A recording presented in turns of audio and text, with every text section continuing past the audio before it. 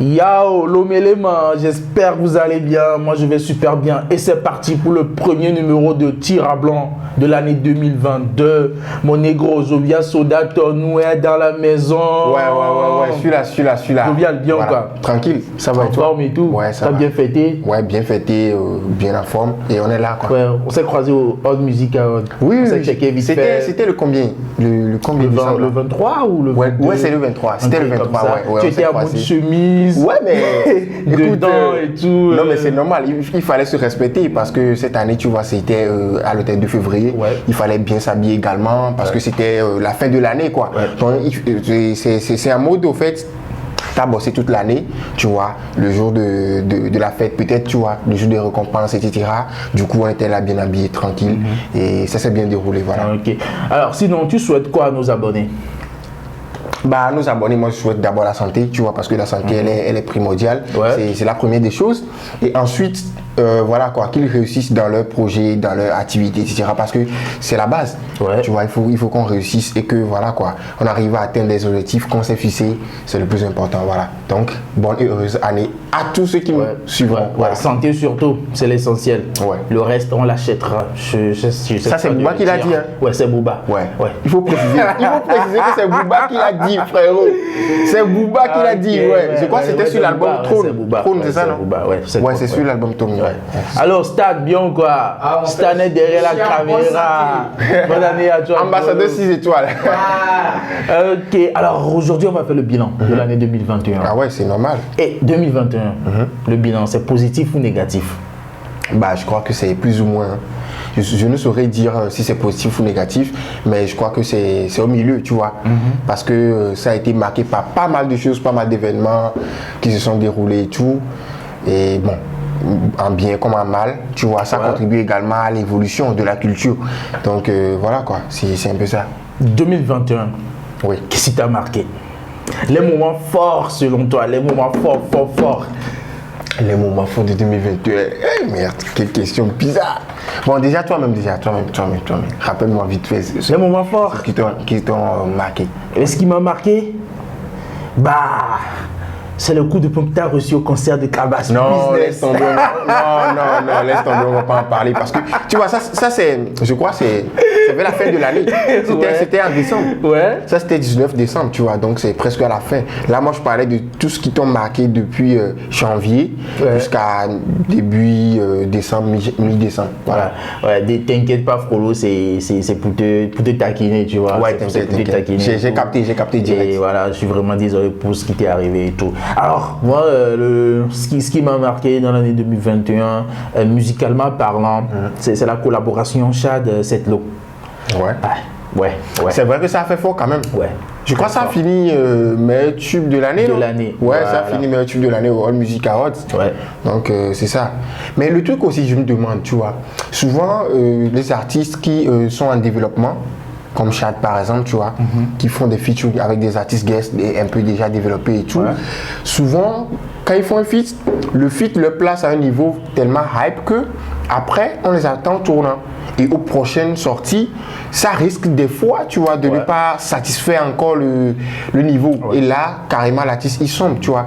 Mais moi, je ne souhaiterais pas ça à Chad. J'aimerais bien que, voilà, quoi, je lui souhaite que pendant cette année 2022 qui s'annonce bien, qui est déjà là également, qu'il fasse vraiment des sorties qui seront à la hauteur, à la taille de ce qu'il a déjà fait avec cette lot. Voilà. Et il y a aussi l'album. L'album de Emily. Ouais, l'album de Miliaro, oui. Bon boulot, tu vois, l'album que j'ai signé. Oui. Il y a plein. La mixtape de Fofo Scarfo, Voyage. La mixtape de Fofo Scarfo, Voyage. J'ai kiffé. Quoi encore? Aussi. Le beef, My Flame, Demon Zagabambo. Le fait que My Flame ne s'est pas pointé au lancement de l'album de Zagabambo. Voilà. Après, malgré que Mike il a donné ses raisons quand même. Les raisons pour lesquelles ça a chauffé sur la toile et tout, ça a marqué. Allez, tu as dit moi. Mais moi, tu vois. J'ai donné 3. Ouais, écoute, moi déjà, je pense que pour te donner une réponse, je vais tout segmenter. Ok. Je prends ça segment par segment. D'abord, il y a eu les sorties d'albums. D'abord, il faut reconnaître que l'année 2021 a été très riche musicalement parlant. Pour malgré la malgré la Covid, le fait qu'on a stoppé les scènes et tout ça. 2020-2021, moi je préfère 2021. Ah ouais, pourquoi?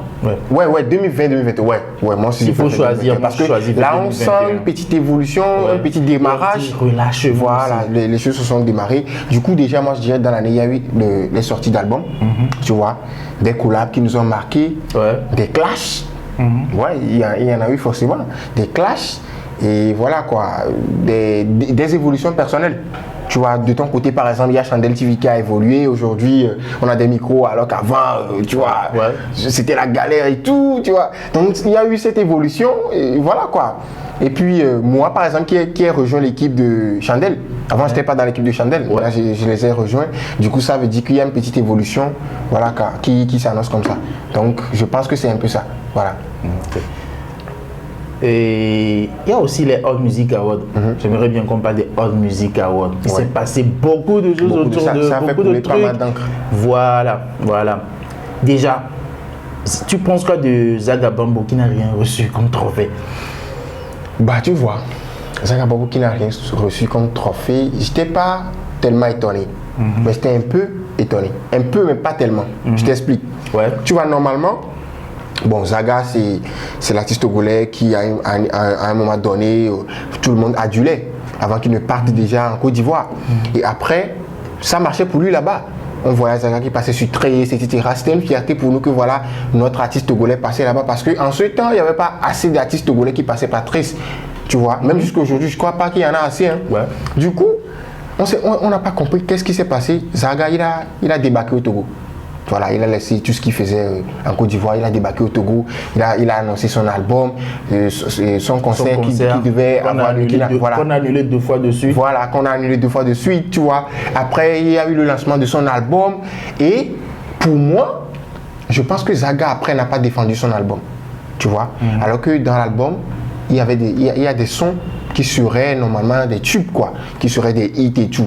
Mais avant que ces sons-là ne soient affichés comme tubes ou bien hits, il fallait qu'ils défendent l'album.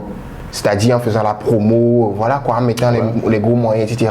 Du coup, je pense que, moi c'est ce que je pense d'après ce que j'ai vu, parce que après, l'engouement qu'il y avait avant le lancement, après il n'y avait pas cet engouement. Donc ça veut dire qu'il y a eu un petit relâchement. Donc je pense que Zaga a un peu négligé. Je ne sais pas si j'ai bien choisi le mot, mais je pense que Zaga a un peu négligé la com de l'album, de la période post-album qui a fait que voilà quoi. Après il y avait un silence autour de lui et après on s'est retrouvé Allman et le Toto n'a rien reçu. Voilà. Rien reçu. Mais Charlie, 4 putains de trophées pour Centrinos. C'est pas trop? Non, c'est pas trop. Négro, c'est pas trop. Non, écoute, je t'explique. Écoute, je t'explique. Tous les trophées que... Sois objectif, frère. Ouais. Là, je t'explique, j'en viens. Écoute, tous les trophées que Centrinos il a reçus, c'était justifié. C'était légitime, c'était normal. Parce que regarde, dans ces catégories, les gars qui étaient dans la même catégorie avec lui, il n'y avait pas match. Tu vois, Centrinos, on a vu tout ce qu'il a fait durant l'année 2021. C'est le gars qui était en 3 avions. Lomé, Cotonou, Abidjan, tu vois, ça charbonnait de partout. Tu vois, donc du coup, l'album qu'il a sorti, l'album qui a eu pas mal de sons qui ont fini tube ou bien hits.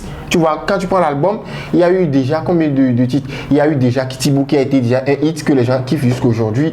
Il y a eu Drill Love qui a fait un carton total. Il y avait également voilà, Maladie d'amour. Tu vois, c'est que le gars il a charbonné, c'est normal qu'il ait ses trophées. Tu vois. Donc c'est justifié, hein, c'est légitime. Voilà. Et le Frollo Gigado qui n'a rien reçu comme trophée. Ouais, le malheureux. Frollo, je suis déçu, Frollo. Il est possible, comme dirait Ghettovi, il est possible. Mais tu sais, je pense que les gars avec lesquels il se retrouvait dans sa catégorie aussi jouaient énormément, tu vois. Je crois qu'il s'est retrouvé une fois dans une catégorie avec Hervinho, un truc comme ça, non? Alors que Hervinho, cette année, il a fait beaucoup parler de lui. Avec son Coco Loco là. C'est un tube. C'est un tube, tu vois. Ça a pris l'Afrique de l'Ouest, frère. Voilà, parce que déjà, je crois le langage. Mais voilà, c'était le langage. On croyait que c'était un son nigérien et tout comme ça. Alors que, comme aujourd'hui, c'est les sons nigériens qui marchent. Tout le monde s'est pointé dessus, on a écouté par ici, par là, en boîte, en club et tout. Et ça a fini tube. Tu vois, donc je pense que Gigado, il a travaillé certes, mais Voilà quoi, il n'a rien reçu. Mais le truc, c'est que il ne s'est pas vraiment démarqué en solo. L'année là, tu vois, il a beaucoup surfé sur le feat. Du coup, quand tu surfes sur le feat, il y a aussi les inconvénients qui vont avec. Et je pense que voilà, ne pas avoir un trophée à la fin de l'année fait partie également de ces inconvénients. Donc, il en a été victime. Voilà. Laura, Laura n'a rien reçu. Ça m'a étonné, logique. Quel coup Laura? On prend des clés.